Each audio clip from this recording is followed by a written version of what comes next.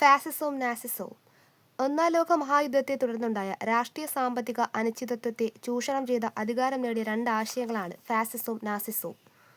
ഫാസിസം എന്ന ആശയം രൂപം കൊണ്ട രാജ്യമാണ് ഇറ്റലി. നാസിസം എന്ന ആശയം രൂപം കൊണ്ട രാജ്യമാണ് ജർമ്മനി. ബെനിറ്റോ മുസോളിനിയുടെ നേതൃത്വത്തിൽ ഫാസിസ്റ്റ് പാർട്ടി ഇറ്റലിയിലും അഡോൾഫ് ഹിറ്റ്ലറുടെ നേതൃത്വത്തിൽ നാസി പാർട്ടി ജർമ്മനിയിലും സ്വാധീനം ചെലുത്തി.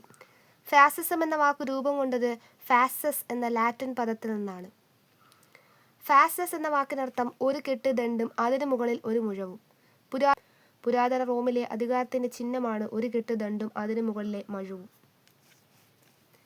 ഫാസിസത്തിന്റെ സവിശേഷതകൾ: ഭൂതകാലത്തെ പ്രകീർത്തിക്കൽ, രാഷ്ട്രത്തെ മഹത്വവൽക്കരിക്കൽ, യുദ്ധത്തെ മഹത്വവൽക്കരിക്കൽ, ജനാധിപത്യത്തോടുള്ള വിരോധം, സൈനിക സ്വേച്ഛാധിപത്യം, സോഷ്യലിസത്തോടുള്ള എതിർപ്പ്, വംശമഹിമ ഉയർത്തിപ്പിടിക്കൽ, തീവ്ര ദേശീയത പ്രചരിപ്പിക്കൽ, കല, സാഹിത്യം, വിദ്യാഭ്യാസം തുടങ്ങിയവയിലൂടെയുള്ള ആശയപ്രചരണം, രാഷ്ട്രീയ എതിരാളികളെ ഉന്മൂലനം ചെയ്യൽ. ഇനി മുസോളിനിയും ഫാസിസവും. ഫാസിസ്റ്റ് പാർട്ടി ഇറ്റലിയിൽ അധികാരത്തിലെത്താനിടയായ സാഹചര്യങ്ങൾ എന്തൊക്കെയാണെന്ന് നോക്കാം. ഒന്നാം ലോക യുദ്ധത്തിൽ വിജയിച്ചവരുടെ കൂട്ടത്തിൽ പെട്ടിട്ടും ഇറ്റലിക്ക് കാര്യമായ നേട്ടങ്ങളൊന്നും ലഭിച്ചില്ല. യുദ്ധാനന്തര കാലത്തെ വ്യവസായങ്ങളുടെ തകർച്ച, തൊഴിലില്ലായ്മ, നികുതി വർധനവ്, പണപ്പെരുപ്പം തുടങ്ങിയവ ജനങ്ങളെ ഭരണകൂടത്തിൽ നിന്നകറ്റി. രാജ്യം സോഷ്യലിസ്റ്റ് വിപ്ലവത്തിലേക്ക് പോകുമോ എന്ന ഭയം ഫാസിസത്തെ പിന്തുണയ്ക്കാൻ സമ്പന്നരെ പ്രേരിപ്പിച്ചു. ഇറ്റലിയിൽ ഫാസിസ്റ്റ് ഭരണത്തിന് നേതൃത്വം കൊടുത്തത് ബെനിറ്റോ മുസോളിനി. പ്രാചീന റോമാ സാമ്രാജ്യത്തിന്റെ പുനഃസ്ഥാപനമായിരുന്നു മുസോളിനിയുടെ ലക്ഷ്യം. മുസോളിനി ആക്രമിച്ച രാജ്യങ്ങളാണ് എത്യോപ്യയും അൽബേനിയ. ഫാസിസ്റ്റ് നയങ്ങൾ നടപ്പിലാക്കുന്നതിന് മുസോളിനി രൂപീകരിച്ച സൈനിക വിഭാഗത്തെ കരിങ്കുപ്പായക്കാർ അഥവാ ബ്ലാക്ക് ഷർട്ട്സ് എന്ന് അറിയപ്പെടുന്നു. പുരുഷന് യുദ്ധം, സ്ത്രീക്ക് മാതൃത്വം എന്ന പോലെയാണ് എന്ന് പറഞ്ഞത് മുസോളിനിയാണ്. ഇറ്റലിയിലെ പ്രമുഖ സോഷ്യലിസ്റ്റ് ചിന്തകനാണ് മെറ്റിയോറ്റി. ഫാസിസ്റ്റുകൾ തെരുവിൽ വെച്ച് പിടികൂടി വധിച്ച സോഷ്യലിസ്റ്റ് ചിന്തകനാണ് മെറ്റിയോറ്റി. ഹിറ്റ്ലറും നാസിസവും. അഡോൾഫ് ഹിറ്റ്ലറെ ജർമ്മനിയിൽ അധികാരത്തിലേറാൻ സഹായിച്ച ഘടകങ്ങൾ എന്തൊക്കെയാണെന്ന് നോക്കാം.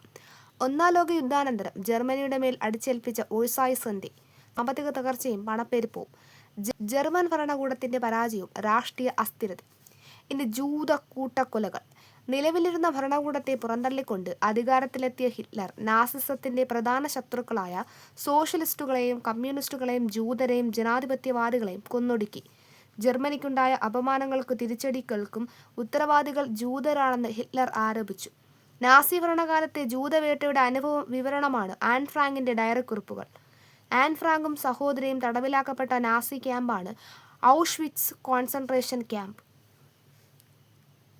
പ്രത്യേകം തയ്യാറാക്കിയ കോൺസെൻട്രേഷൻ ക്യാമ്പുകളിൽ വെച്ച് നടത്തിയ ജൂത കൂട്ടക്കൊല അറിയപ്പെടുന്നത് ഹോളോകാസ്റ്റ്. ജൂത കൂട്ടക്കൊലയ്ക്കായി ഹിറ്റ്ലർ ഏർപ്പെടുത്തിയ സൈന്യം അറിയപ്പെടുന്നത് തവിട്ടുകുപ്പായക്കാർ അഥവാ ബ്രൗൺ ഷർട്ട്സ്. ജൂത കൂട്ടക്കൊലയ്ക്കായി ഹിറ്റ്ലർ ഏർപ്പെടുത്തിയ രഹസ്യ സംഘം അറിയപ്പെടുന്നത് ഗെസ്റ്റപ്പോ. ആര്യന്മാരാണ് ലോകത്തിലെ പരിശുദ്ധ വംശമെന്നും അവരാണ് ലോകം ഭരിക്കേണ്ടതെന്നും ജർമ്മൻകാർ ആര്യന്മാരാണെന്നും അഭിപ്രായപ്പെട്ടത് ഹിറ്റ്ലറാണ്. അടുത്ത ഹിറ്റ്ലറുടെ ഭരണപരിഷ്കാരങ്ങൾ. നാസി പാർട്ടി ഒഴികെയുള്ള മറ്റു പാർട്ടികളെ നിരോധിച്ചു. തൊഴിലാളി സംഘടനകൾക്ക് വിലക്ക് ഏർപ്പെടുത്തി. ജനങ്ങൾക്ക് സൈനിക സേവനം നിർബന്ധമാക്കി. വേഴ്സായ് സന്ധിയിലെ വ്യവസ്ഥകൾക്കെതിരെ ജനങ്ങളിൽ പ്രതികാര മനോഭാവം വളർത്തിയെടുത്തു. പത്രം, സിനിമ, റേഡിയോ, വിദ്യാഭ്യാസം തുടങ്ങിയവയെ ആശയപ്രചരണത്തിന് ഉപയോഗിച്ചു. ജനങ്ങളുടെ മനസ്സിലെ പ്രതികാര മനോഭാവം ചൂഷണം ചെയ്ത ഹിറ്റ്ലർ ആക്രമണപരമായ ഒരു വിദേശ നയം സ്വീകരിച്ചു. ഓസ്ട്രിയ, ചെക്കോസ്ലോവാക്യ തുടങ്ങിയ രാജ്യങ്ങളെ ആക്രമിച്ചു. ഇറ്റലി, ജപ്പാൻ എന്നീ രാജ്യങ്ങളുമായി ചേർന്ന് സൈനിക സഖ്യം രൂപീകരിച്ചു. ഇനി ചെമ്പകരാമൻ പിള്ളയും നാസികളും.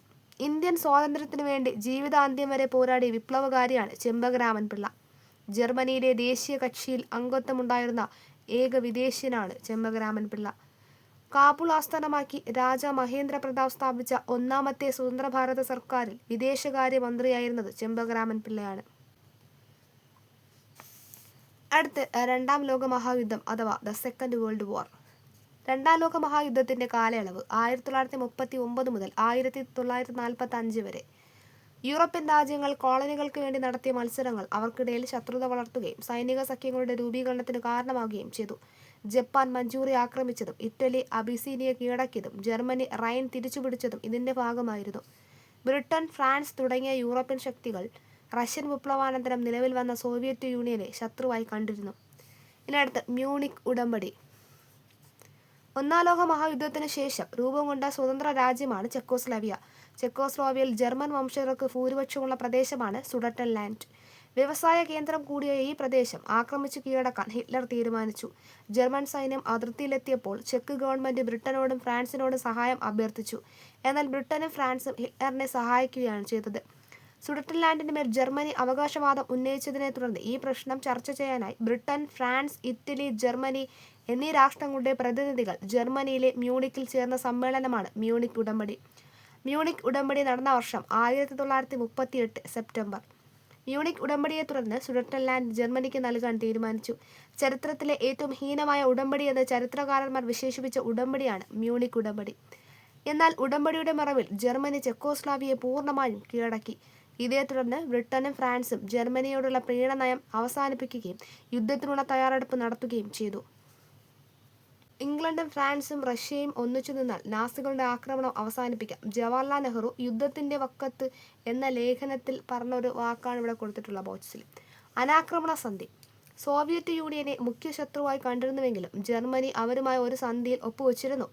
1939 സോവിയറ്റ് യൂണിയനും ജർമ്മനിയും കരാറിലേർപ്പെട്ട സന്ധിയാണ് അനാക്രമണ സന്ധി അഥവാ നോൺ അഗ്രഷൻ പാക്ട്. പരസ്പരം ആക്രമിക്കുകയില്ലെന്നും പോളണ്ട് പങ്കുവയ്ക്കുമെന്നും വ്യവസ്ഥ ചെയ്യപ്പെട്ട സന്ധിയാണ് അനാക്രമണ സന്ധി. യുദ്ധത്തിന്റെ തുടക്കം സോവിയറ്റ് യൂണിയനുമായുള്ള അനാക്രമണ സന്ധി ഒപ്പുവെച്ച ശേഷം ജർമ്മനി പോളണ്ടിനെതിരെ തിരിഞ്ഞു. കിഴക്കൻ പ്രഷ്യയും ജർമ്മനിയെയും തമ്മിൽ വേർതിരിക്കുന്ന പോളിഷ് ഇടനാഴിയും ഡാൻസിംഗ് നഗരവും വിട്ടുതരണമെന്ന് ഹിറ്റ്ലർ പോളണ്ടിനോട് ആവശ്യപ്പെട്ടു. പോളണ്ടുകാർ ജർമ്മനിയുടെ റേഡിയോ സ്റ്റേഷൻ ആക്രമിച്ചെന്ന ന്യായം പറഞ്ഞ് 1939 സെപ്റ്റംബർ 1 ജർമ്മനി പോളണ്ടിനെ ആക്രമിച്ചു. ഇതേ തുടർന്ന് ബ്രിട്ടനും ഫ്രാൻസും ജർമ്മനിക്കെതിരെ യുദ്ധം പ്രഖ്യാപിച്ചത് 1939 സെപ്റ്റംബർ 3. ഇനി യുദ്ധകാല സഖ്യങ്ങൾ. യുദ്ധം ആരംഭിക്കുന്നതിന് മുമ്പ് തന്നെ ഫാസിസ്റ്റ് രാജ്യങ്ങളായ ഇറ്റലിയും ജർമ്മനിയും പരസ്പരം സഹകരണത്തിന് ധാരണയിലെത്തിയിരുന്നു. ഇറ്റലിയും ജർമ്മനിയും തമ്മിലുള്ള ഈ സഖ്യം അറിയപ്പെട്ടത് റോം ബെർലിൻ അച്ചുതണ്ടെന്നാണ്.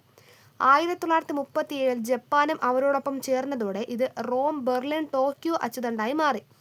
ഇവരെ അച്ചുതണ്ട് ശക്തികൾ അഥവാ ആക്സിസ് പവേഴ്സ് എന്നാണ് വിളിച്ചിരുന്നത്. അതായത് അച്ചുതണ്ട് സഖ്യത്തിൽ ഉൾപ്പെട്ട രാജ്യങ്ങൾ ജർമ്മനി, ഇറ്റലി, ജപ്പാൻ. അച്ചുതണ്ട് ശക്തികൾക്കെതിരെ രൂപീകരിച്ച ഫാസിസ്റ്റ് വിരുദ്ധ സഖ്യം അറിയപ്പെടുന്നതാണ് സഖ്യകക്ഷികൾ അഥവാ അലൈഡ് പവേഴ്സ്. സഖ്യശക്തികൾ എന്നറിയപ്പെടുന്നത് ബ്രിട്ടൻ, ഫ്രാൻസ്, ചൈന. എളുപ്പത്തിന് വേണമെങ്കിൽ BFC. പിന്നീട് സോവിയറ്റ് യൂണിയനും അമേരിക്കയും ഈ സഖ്യത്തിൽ ചേർന്നു. രഹസ്യ പദ്ധതി. അച്ചുതണ്ട് ശക്തികൾ ലോകം കീഴടക്കാനുള്ള ഒരു രഹസ്യ പദ്ധതി തയ്യാറാക്കിയിരുന്നു. എന്നാൽ സോവിയറ്റ് യൂണിയന്റെ അമേരിക്കയുടെയും യുദ്ധപ്രവേശനം ഈ പദ്ധതി വിജയിക്കുന്നതിൽ തടസ്സമായി. ഇനി അടുത്ത് ഫോണി വാർ അഥവാ കപട യുദ്ധം എന്താണ്? ബ്രിട്ടനും ഫ്രാൻസും ജർമ്മനിക്കെതിരെ യുദ്ധപ്രഖ്യാപനം നടത്തിയെങ്കിലും നേരിട്ടൊരു ഏറ്റുമുട്ടലിന് തയ്യാറായില്ല. പോളണ്ടിന് സഹായ സഹകരണങ്ങൾ നൽകി അവർ വിട്ടുനിന്നു. അതിനാൽ 1939 സെപ്റ്റംബർ മുതൽ 1940 ഏപ്രിൽ വരെയുള്ള കാലഘട്ടം കപട യുദ്ധ കാലഘട്ടം എന്നറിയപ്പെടുന്നു. പോളണ്ട് കീഴടക്കിയ ശേഷം 1940 ഏപ്രിലോടെ നോർവേയ്ക്കും ഡെൻമാർക്കിനുമെതിരെ ജർമ്മനി ആക്രമണം തുടങ്ങി. ഈ രാജ്യങ്ങൾ കീഴടക്കിയ ശേഷം ബെൽജിയം, ഹോളണ്ട്, ലക്സംബർഗ് തുടങ്ങിയ രാജ്യങ്ങൾ ജർമ്മനി കീഴടക്കി. ഇനി അടുത്ത് ഫ്രാൻസിന്റെ കീഴടങ്ങൾ. 1940 ജൂണിൽ ജർമ്മനിയുടെയും ഇറ്റലിയുടെയും സംയുക്ത സൈന്യം ഫ്രാൻസിനെ ആക്രമിക്കുകയും പാരീസ് കൈവശപ്പെടുത്തുകയും ചെയ്തു.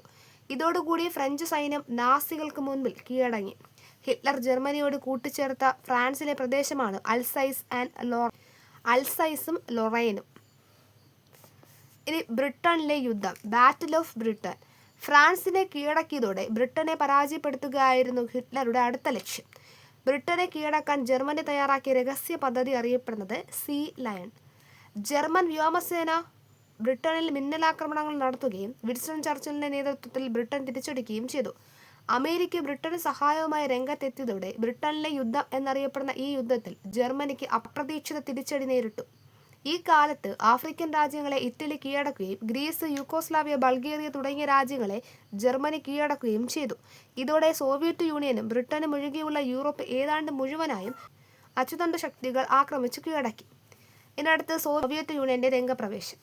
സോവിയറ്റ് യൂണിയൻ യുദ്ധത്തിലേക്ക് വരാൻ കാരണം സോവിയറ്റ് യൂണിയനുമായി ജർമ്മനി ഒപ്പുവെച്ച അനാക്രമണ സന്ധി അവഗണിച്ച് 1941 ജൂണിൽ ഹിറ്റ്ലർ സോവിയറ്റ് യൂണിയനെ ആക്രമിച്ചു. സോവിയറ്റ് പ്രദേശങ്ങൾ പിടിച്ചെടുത്തുകൊണ്ട് മുന്നേറിയ ജർമ്മൻ സൈന്യം മോസ്കോ വരെ എത്തിച്ചേർന്നു. എന്നാൽ റഷ്യയിലെ അതിശൈത്യം ജർമ്മൻ സൈന്യത്തിന് പ്രതികൂലമായി. സ്റ്റാലിൻഗ്രാഡിൽ വെച്ചുണ്ടായ ഐതിഹാസിക പോരാട്ടത്തിൽ സോവിയറ്റ് യൂണിയൻ ജർമ്മനിയെ പരാജയപ്പെടുത്തി. ദശലക്ഷക്കണക്കിന് ജനങ്ങളെയാണ് സോവിയറ്റ് യൂണിയന് ഈ യുദ്ധത്തിൽ കുരുതി കൊടുക്കേണ്ടി വന്നത്. ഇതിനടുത്ത് എന്താണ് ഓപ്പറേഷൻ ബാർബറോസ? സോവിയറ്റ് യൂണിയനെ ആക്രമിക്കാൻ ജർമ്മനി തയ്യാറാക്കിയ പദ്ധതിയുടെ രഹസ്യനാമമാണ് ഓപ്പറേഷൻ ബാർബറോസ. ഹിറ്റ്ലറുടെ സോവിയറ്റ് യൂണിയൻ ആക്രമണത്തിന് പിന്നിലെ ലക്ഷ്യങ്ങൾ കമ്മ്യൂണിസത്തെ ചെറുക്കുക, സോവിയറ്റ് യൂണിയനെ തകർത്ത് ജർമ്മനിക്കാരെ അവിടെ പാർപ്പിക്കുക, യഹൂദന്മാരെ ഇല്ലാതാക്കുക, സ്ലാവ് വംശജരെ അടിമകളാക്കുക.